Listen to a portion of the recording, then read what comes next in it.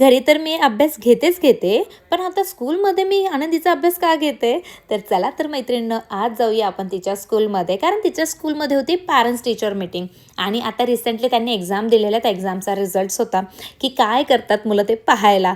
मग काय मॅडमची चांगली मस्तीच चालू होती, चल मम्मा ह्याच्यावरनं चालूयात, त्याच्यावरनं चालूयात. हे खूप छान आहे, मुलांसाठी सगळ्या गोष्टीचं फील घेण्यासाठी आहे. तर अशा पद्धतीने की आम्ही तर लगेच तिच्या क्लासरूमकडे वळालो.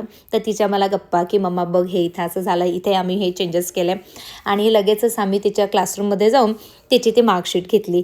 छान मार्क्स होते. ॲक्च्युली मार्क्सवरून नाही, तर आम्ही असं म्हणतो की मुलांचं प्रेझेंटेशन, त्यांचं कॉन्फिडन्स डेव्हलप होणं हे माझ्यासाठी फार महत्त्वाचं. ती मला दाखवत होती की बघ माझ्या क्लासरूममध्ये किती. मग ती मला दाखवायला लागली की बघ मम्मा आमच्या इथे बघ मुलांनी किती छान आणि क्रिएटिव्ह हे गोष्ट केलं आहे. रोबोटिक्सबद्दल विषय होता. हेच इवली मुलं किती छान काम करतात. आणि काय मॅडम आता भूक लागली आणि मग छोटे चटरपटर स्नॅक्स घेतल्या.